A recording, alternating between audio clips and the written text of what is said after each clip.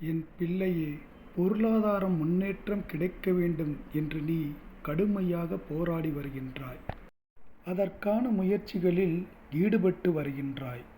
அது உன்னை சுற்றி உள்ளவர்களுக்கு புரிவதில்லை என நீ கவலைப்படுகின்றாய். அது இப்போது அவர்களுக்கு புரிய வேண்டிய அவசியம் இல்லை. நீ தொடர்ந்து முயற்சி செய்து முன்னேறி வருவாய். உன் உழைப்புக்கான வெற்றி உன்னை தேடி வரும். அப்போது யாருக்கு புரிய வேண்டுமோ அவர்களுக்கு புரியும்.